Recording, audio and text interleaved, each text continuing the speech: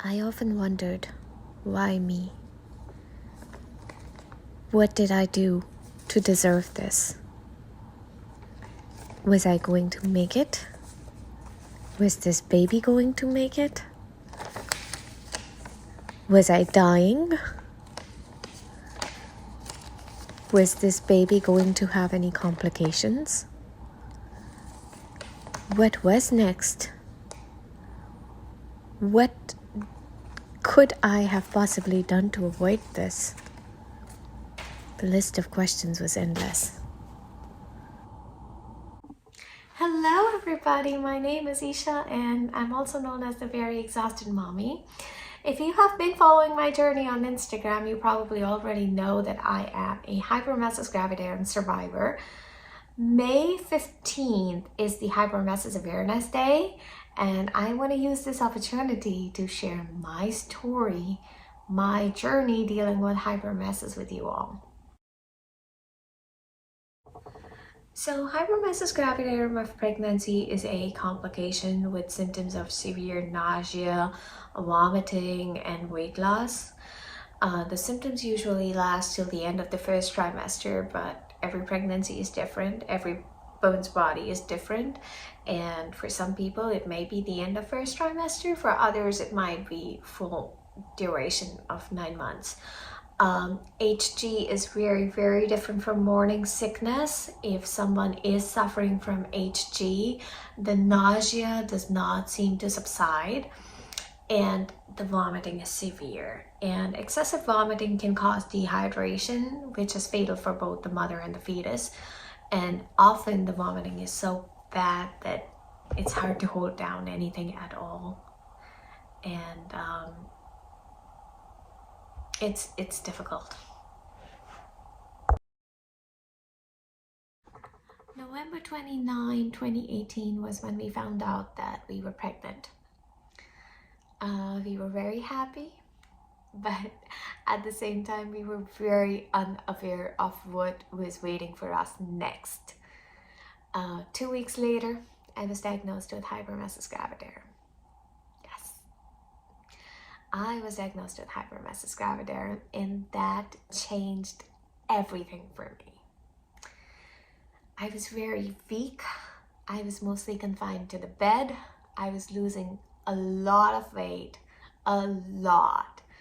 I had dark circles under my eyes. I couldn't get up from the bed. Like, that first trimester is usually when women are glowing, they're gaining weight, they're looking nice. And here I was with dark circles under my eyes, very weak, very fragile, can't even get up from the bed. For 2 months, I was on sick leave and I could not go out for car rides. I could not go out anywhere, like not even to the backyard, because even the slightest smell could trigger my nausea reaction and then make me terribly nauseous and eventually send me in the loop of throwing up. It was very, very tough. One of the major challenges during that time was the lack of knowledge about hyperemesis.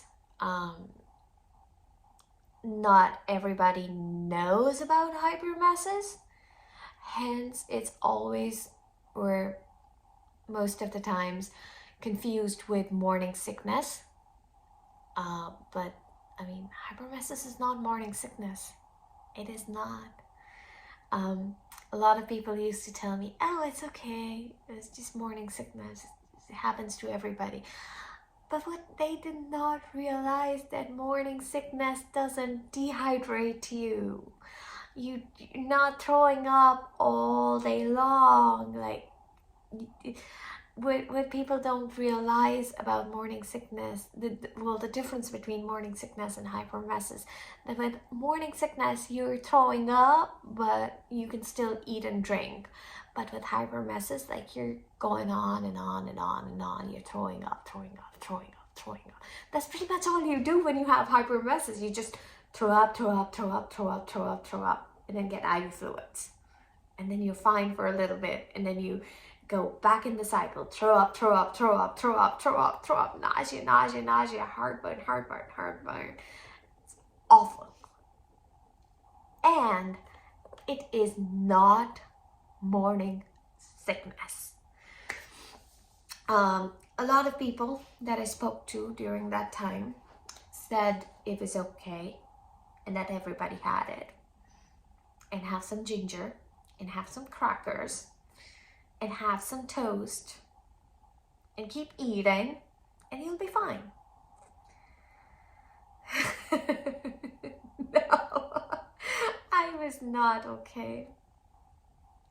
No, I was not okay. Ginger did not help. Toast did not help.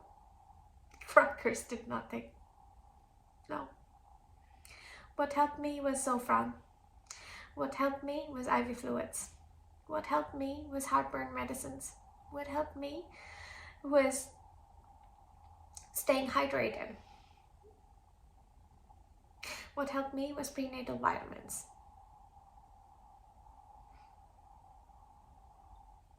It was tough. It was very tough. It was traumatizing. It's been 3 years and I'm still traumatized.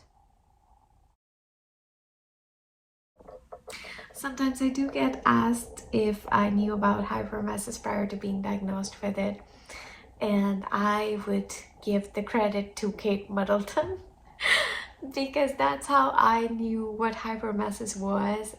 Obviously I didn't know too much about it, but I had heard about Hyperemesis gravidarum because Kate Middleton had it, and I like to follow the royal family, so that's how I knew that there was something called Hyperemesis gravidarum.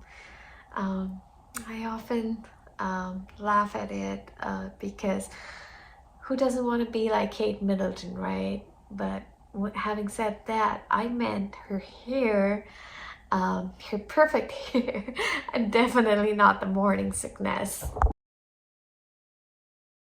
When we got the news that we are going to become grandparents, our joy knew no bounds. We were elated. My daughter-in-law Isha had nausea and morning sickness, which is a very normal thing in pregnancy. But within 10 days, one fine morning, my son called up saying that, Mom, Isha is in a bad state. I need you here immediately. I thought that probably it is the first time and they are panicking. That very night, I took a flight to Raleigh where they stay. I went thinking that I will give all the home remedies which my mom gave me during my pregnancy for nausea and things would be fine. Isha would be hale and hearty and everything is going to be normal. Our first day went very well. I cooked Isha's favorite dishes. We chatted a lot and I thought probably she has company and she is feeling fine now. But the next very day, she could hardly even get up from the bed. She was throwing up every now and then. She could hardly even drink a drop of water. Eating was a big task. I could not feed her anything. There was so much dehydration that we had to rush her in emergency to the hospital. She was administered some medication and she was okay after a few hours. We got her back home and she was okay for 2-3 days. The same vomitings, same nausea, everything started again, and she had to be hospitalized again. And it became a normal feature. She would sleep whole day, she could hardly even get up, she would be throwing up whole day. I was so worried, I did not know what to do, how to help her. And eventually I came back to India with a very heavy heart, not knowing how to help my children.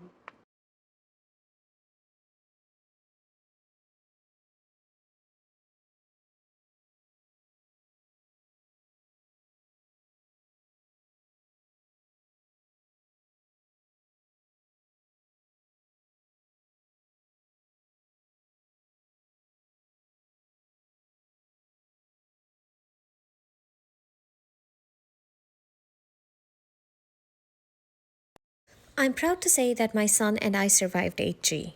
I want you to know that no matter how hard it is, with the right care and diagnosis, there is light at the end of the tunnel. Please like and share this video and help us spread a word about hyperemesis. Thank you.